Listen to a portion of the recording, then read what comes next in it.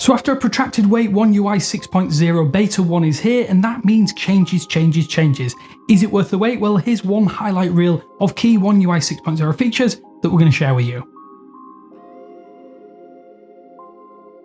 So to explain, One UI 6.0 isn't officially here in its stable release. No, this is the first public preview, which means limited availability to devices, and everything here we're going to show you may make it into the full release. Some of it may be removed, but as is always the case, or often the case with Samsung devices, this seems to be a fairly good footing for what we can expect. For a company that is renowned for small tweaks, Samsung is actually tuning a ton of areas this time around for a fresh feeling for eligible Samsung Galaxy phones, including a brand new system font. It's bigger and designed to be more legible. It's found absolutely everywhere, including the lock screen, and I have to say it reminds me of Oppo's ColorOS fonts, for better or worse. There's also an updated media player here too. That isn't a rapid departure from previous updates, but has a slick new animation for the playback progress bar. So unlike the wiggly line showing current playback on Pixel phones, Samsung has upped the ante with a sort of equalizer animation here that will move and flow with the type of content that you're specifically listening or playing. It's excellent, and I do think it fits really well with the color palette settings that you choose for a little bit of extra theming in one area you wouldn't have expected. Samsung has also decided to redesign the quick settings panel for the first time in years. The original layout was easy to decipher and functional, but this revamp means, I have to say, I'm not sure if everybody out there will love it. There's a brand new container which houses all of the toggles, which is actually higher up the screen, and each subsection has deeper controls like eye comfort mode and dark mode for the brightness slider when you fully expand this settings section. A unified Wi-Fi toggle and Bluetooth toggle are also here, and I can personally foresee this being a problem for hardcore Samsung fans, and this is sort of like how Nothing OS handles these buttons. However, Samsung still has the 6 quick settings toggles that you can use with a single tap before you fully expand this panel itself. So once you do so, the Bluetooth and Wi-Fi buttons now act as mini menus like they do on Pixel phones, so you can't actually just enable and disable these with a single tap. In One UI 5 and older, you would need to long press these buttons to access what would be deeper system settings and menus.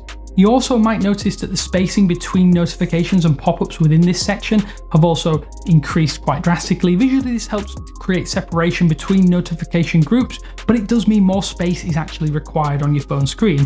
Combined with the new system settings font, I have to say it's pretty hard to deny that this looks a little bit less appealing to some people out there, especially for space-conscious users. Lock screen customization in One UI 5 did feel quite lifted directly out of iOS, and while that would have been a complaint, you do have a few more options here in Android 14 that might be worth a wait if you did like to customize this section. The lock screen clock itself is no longer locked in place, so you can actually resize and drag it to find the perfect position to suit your specific theme and preferences. A few more font and clock styles are also available for the first time, with 3 further text options, plus there's one new text-based clock widget and calendar that looks a little bit like the at-a-glance widget on Pixel phones, although not too much.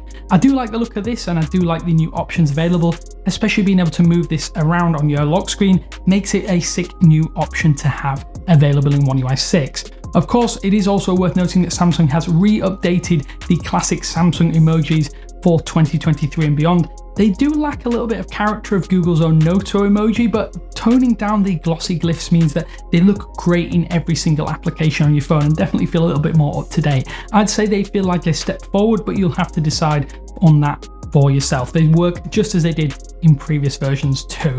To help make taking photos quicker and easier when you're using a Galaxy phone, you can also add a new dedicated camera widget to your home screen.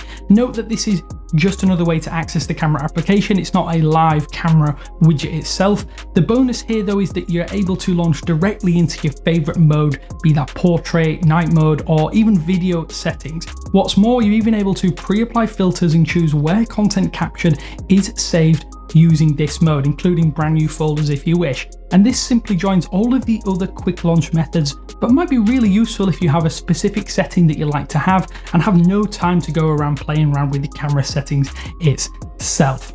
As you probably would have guessed, Samsung hasn't forgotten about the camera application in One UI 6. You get a few new tweaks here, which I think are going to be very useful to you, including a brand new quick resolution picker, which is pinned to the top of the status bar region. Just tap that to switch between resolutions with each of your device lenses. It is worth noting if you do choose, say, the 200 megapixel mode, that'll just revert to the main lens on the S23 Ultra if it is available. This should help save time in the camera UI, but it also applies to video modes, again saving that extra bit, a few precious seconds, just being able to switch between frame rates and resolutions without entering any other full menus. It also is worth noting if you have the grid lines feature enabled and the best shot feature disabled, you actually get a new spirit level indicator within the viewfinder itself. For framing images and getting a straight shot or level shot, I think this is a nice touch for helping you get those perfect images and mimics the function that has been part of Pixel phones and the Google Camera app for quite a while at this point in time. The final new addition to the camera app is completely optional. That is if you use watermarking, but within the watermark section, you can just add the date or even just the time itself alongside both of these together. That's not all though, as you can adjust where the watermark is placed, either at the top or the bottom of the image, which stacks with the left, center and right alignment, which has existed for a little while in One UI 5. For those of you making phone calls out there, Bixby Text Call is Samsung's own call screen function, and it has gained a few more features of its own. Firstly, it looks to us like you can download more regional language packs for the first time, which is going to be great for accessibility and means hopefully more expansion when One UI 6 releases. On top of that, when in the voice call itself, you're now able to switch between Bixby text call functions at any time. So this means if you need to just put someone on hold, then you can do that with the ability to dip in and out and have the AI helper or the text to voice function help you handle calls, which I think is a pretty cool option, although it might be a little bit annoying to run this with your friends. Back on the home screen, app search has also gained some new functionality in One UI 6, as you can now search for app specific long press functions, which will be highlighted here. It also seems a little bit minor at first, but it gives you the option to get into specific app sections and areas without having to spend too much time scouring the app drawer. On top of that, you don't even need to search for the app name. You can search for the app shortcut if you know it off by hand, saving yet more time. Another really cool tweak that makes a lot of sense here in One UI 6 is that when you toggle Bluetooth while using airplane mode, because who isn't going to be using their Bluetooth earbuds while they're flying, your Galaxy phone running this latest build will remember, and Bluetooth will remain active when you enable and then disable airplane mode again in future. I think this is pretty neat for frequent flyers, especially if you don't want to lose connection or disconnect to your Bluetooth accessories while you're traveling. One feature we can also foresee causing a few issues, especially for those of you who sideload lots of applications, is the AutoBlocker function. This will prevent any APK from being installed unless it's from a trusted source, think the Google Play Store or the Galaxy Store. You can enable or disable this as you see fit though, which is definitely a bonus, but we're not sure if it will come enabled as standard when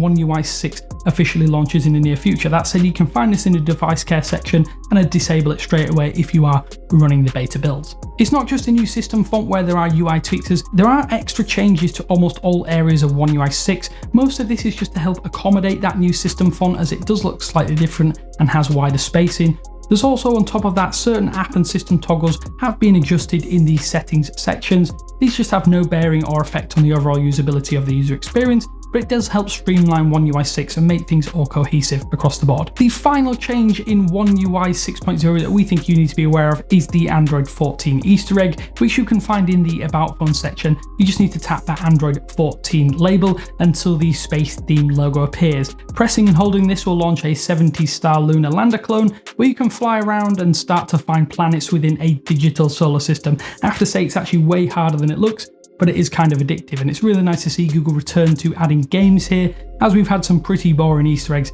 over the past couple of years. So in summary, One UI 6.0 is still technically in beta, so we could see some more extra tuning and tweaks over the coming months ahead of the full Android release, although Samsung hasn't given us any indication of when that might arrive for Galaxy phones. I want to ask you, is this enough for you, or should we expect more from Samsung? I think there's definitely more to like than loathe here, but cheers for watching. Hopefully you enjoyed this one. You can sign up for the Samsung One UI 6.0 beta on your eligible device via the Samsung Members app in your specific region.